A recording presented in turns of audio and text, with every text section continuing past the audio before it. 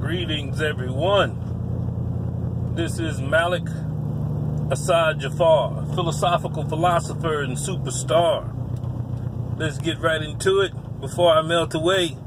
This heat out here. I'm looking up my gauge up here. It says it's 96 degrees outside. I don't agree with that.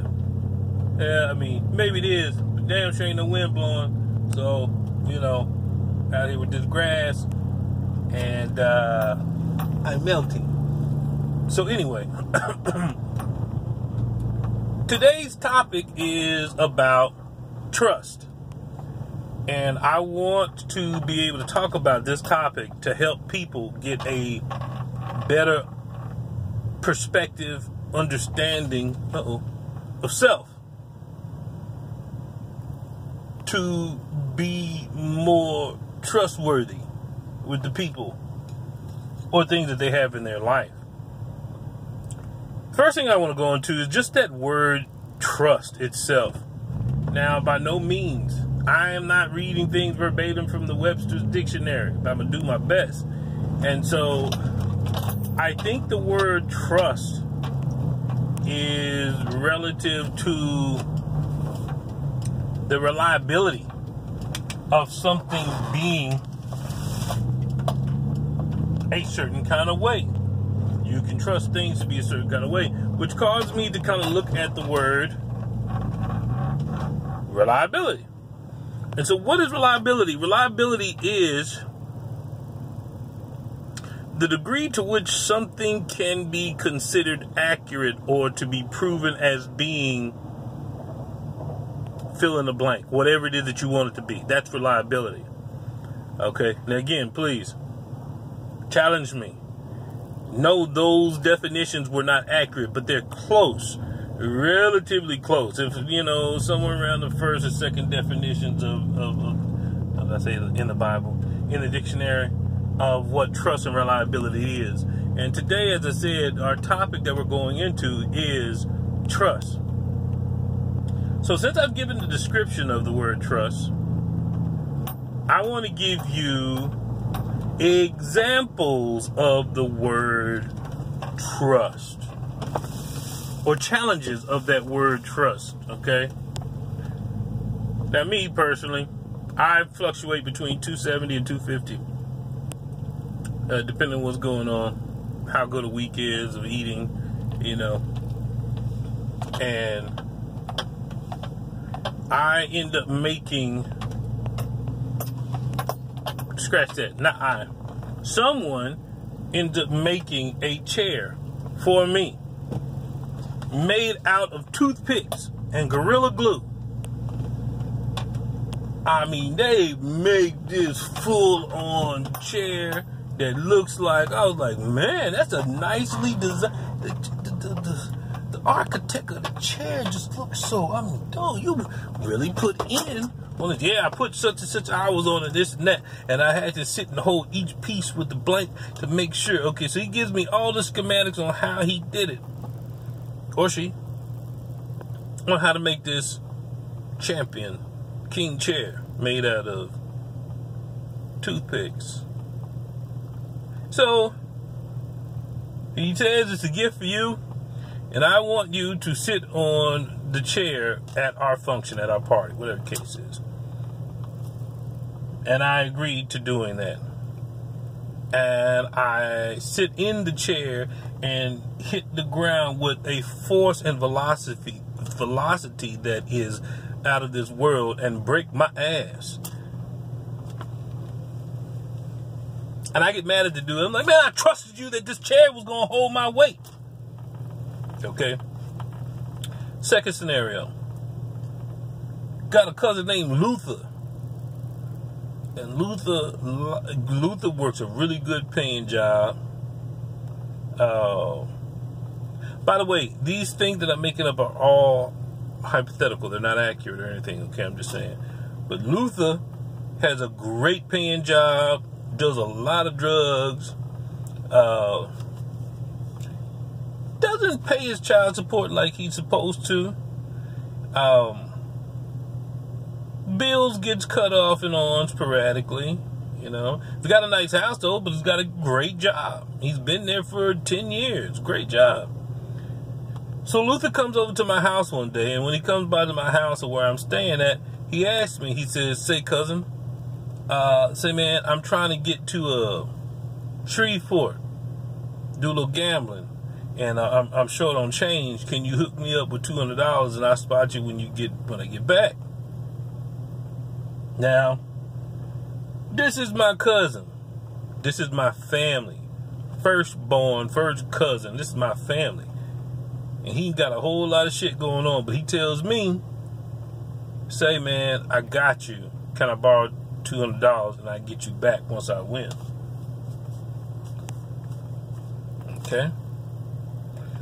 What is the truth of that matter? I'm going to freeze on that one. And the reason why I say that is because a lot of times people put their trust in things that they really shouldn't trust because they don't understand the word trust. When I gave you the definitions of the word trust, what I was giving you was something to help you understand that trust isn't about what the thing is. Trust is about the understanding of the person. My ability to understand this dynamic that I'm dealing with is where the trust is based, because 5 people can be sitting here and 4 of them can trust this blank and 1 may not. We're walking across this bridge and it looks like it will break.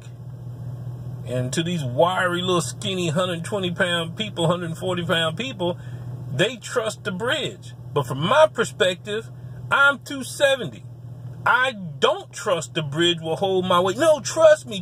No, I can't trust you about this bridge, about this element outside of you. You follow what I'm saying?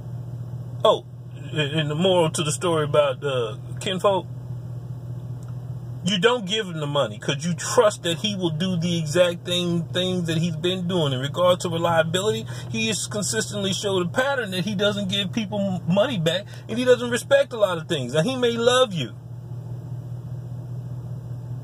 but how can he love and respect you more than he does himself and give you that $200 back? You'd be a fool to do it. Because and I trusted you, man. I thought you were going to give me that money back. Shame on your ass. Okay? So, long story short, when it comes to trust, trust is not about the outside entity, agent, thing, or something that you have to pay attention to. Trust is about your level of understanding of what it is that you're actually dealing with. It's deeper than just the thing itself. And people put their trust in people and things to such a degree that they fail to pay attention to the one important factor when it comes to trust, and that's self. Your ability to understand and comprehend and respect the level of trust that you have built with a certain dynamic is important. And if you don't, you will get hurt. You will only have yourself to blame. I had a car that got me back and forth to El Paso several times. I had people tell me, your car won't make it, because they didn't trust my car, and I trusted my car. But it wasn't just blind trust. Why did I trust my car? Because I worked on my car. I put in work on my car. I knew what my car could do. I knew, even though it was old, I knew it could make it back and forth to El Paso. 120 miles an hour on Highway 10. Several trips throughout the years that car made it, until one day I realized I don't trust the state of how my car is. But no, it's made it many times before. Motherfucker broke. Sent my life in a whole direction that you would not even imagine, by getting picked up by some crazy people who tried to rob me. But that's another story. Again, I digress.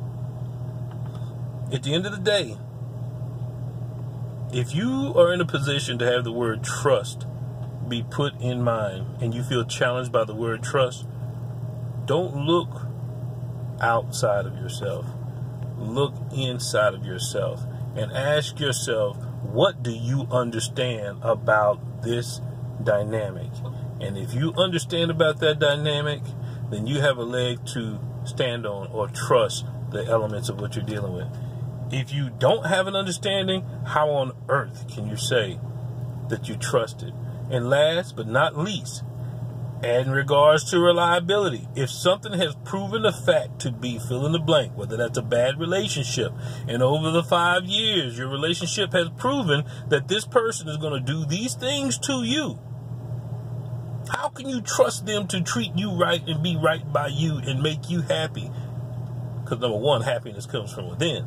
But how can you expect them to be able to do these things for you when your evidence has proven that they are not capable of doing that? How could you trust them for that? Scratch that. How can you trust yourself to understand that or not understand that? I hope I've reached you. Well, here at Home Depot, about to get my 2-in-1 oil and my other supplies out here to get in this hot sun and melt a little bit, get my tan on, you know what I'm saying, get a little bit darker, and enjoy that, get this melanin into my system. It's needed, that vitamin E. Y'all be safe, be blessed, stay positive, and I will see you next time. Peace.